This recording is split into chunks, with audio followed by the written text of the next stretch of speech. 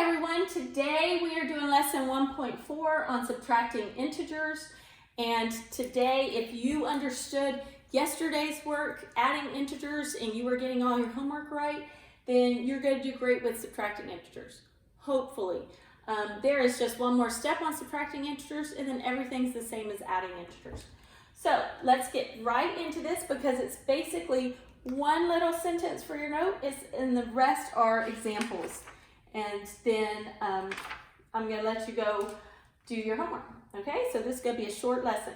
Okay, this is the one sentence that you need to remember. And that is that subtraction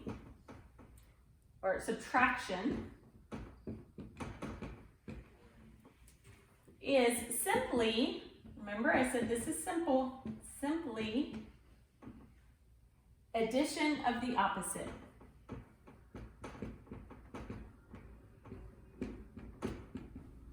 Okay, so right now you may be saying, what does that mean? We're going to figure that out. Give me just a second. Subtraction is simply addition of the opposite. This is the most important part, addition of the opposite. So remember in the first lesson how we learned what opposites were?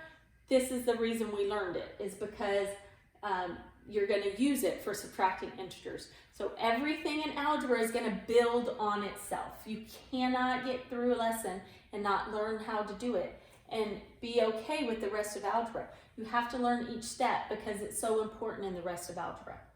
Okay, so let's talk about what this means. Okay, we're going to start with something really easy. I'm not even going to call this an example. We're going to start with something that you already know. Let's just say 3 minus 1. Hopefully everybody can do this subtraction, right? 3 minus 1 equals 2. But let's think about it in this terms, okay? In these terms of addition of the opposite. So instead of looking at it as 3 minus 1, okay, I like to use different colors for this, and it's a good thing for you to do also. If you have a matte pencil or a colored pencil, this helps a lot of kids with doing subtraction. Okay, we're going to say, it's saying subtraction is addition, okay? So we're going to change the subtraction to addition, okay? Change that to a plus. But it's not just addition, it's the addition of the opposite. So I'm going to add the opposite. So instead of a 1 here, I'm going to change that to a negative 1, right? Because the opposite of 1 is negative 1. So I changed this problem to not be subtraction. Instead of being subtraction, it says it is, that means this is true, subtraction is addition of the opposite. So I'm going to change the subtraction to addition and then the second number to its opposite. So now let's see if this problem, 3 plus negative 1, is the same as 3 minus 1. Okay, well, we have to go back to our rules from yesterday. Okay, hopefully you're starting to memorize those rules because you won't have your rules on your test. So let's see if you have those memorized. 3 plus negative 1. My signs are different, so I'm going to do what? I'm going to subtract. Okay, so I'm going to subtract 3 minus 1 is 2, and then I'm going to use the sign of the bigger number. Well, 3 is bigger than 1, and it's a positive, so I'm going to leave that positive. So did I get the same answer as up here? Yes, those are the same thing. So 3 minus 1 is the same as 3 plus negative 1. Okay, let's do a couple of examples. We'll do, let me see how many the book has in here. 5 examples. Let's do 2 together, 2 more together, and then I'm going to have you do the last 3 on your own, okay? So you still need to write all of these. I'm going to erase all of this so I can get everything on the board. Okay, example 1.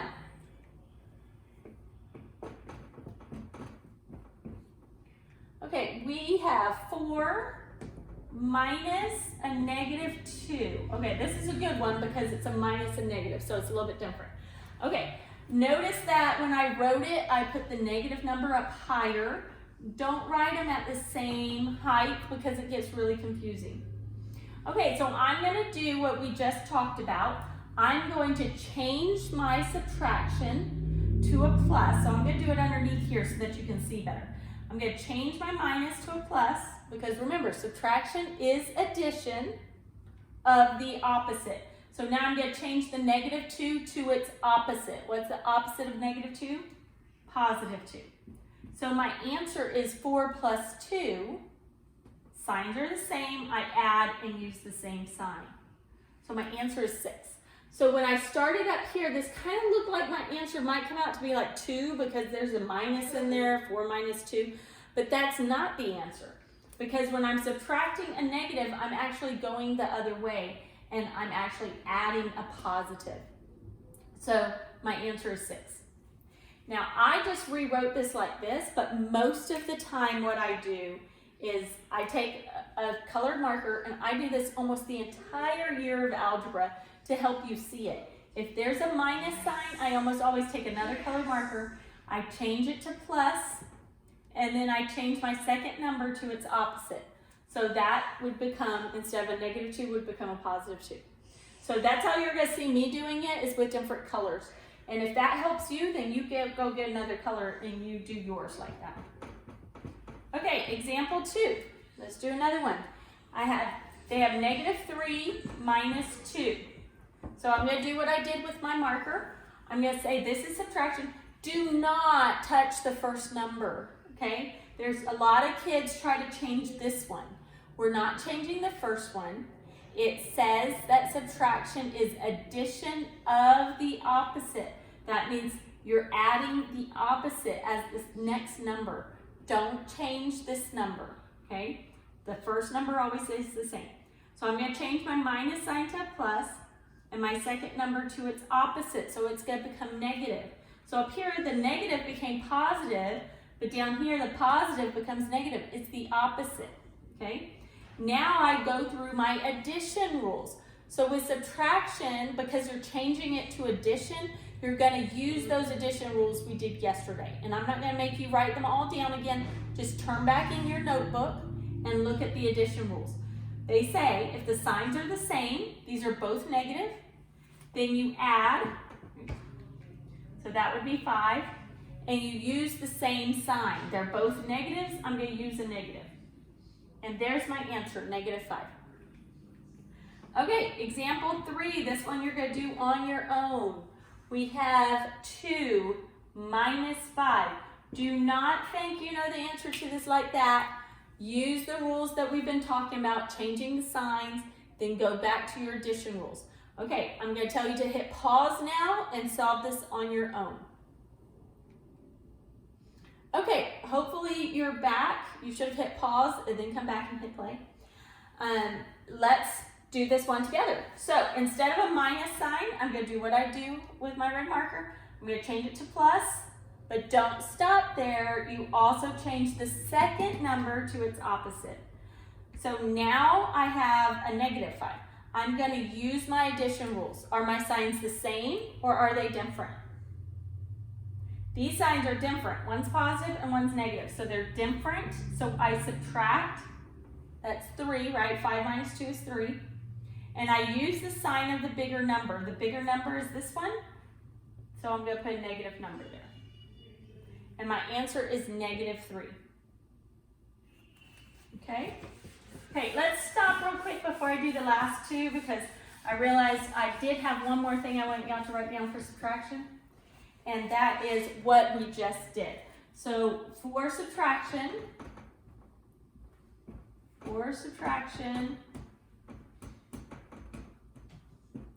okay, we're going to change minus to plus,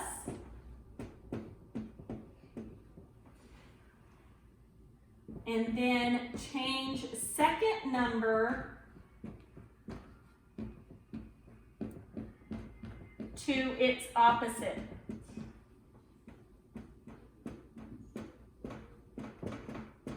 Okay, so these are kind of like the rules for subtraction, but there's one more rule. So we're going to change minus to plus. That's what I've been doing with my marker. We're going to change the second number to its opposite. I've been doing that with my marker. And then what have I been doing? We've been follow addition rules. because now it's an addition problem. It's no longer a subtraction problem. Follow addition rules. And those are the 2 rules we wrote down yesterday. Okay, 2 more examples that you're going to be doing on your own. Okay, example 4.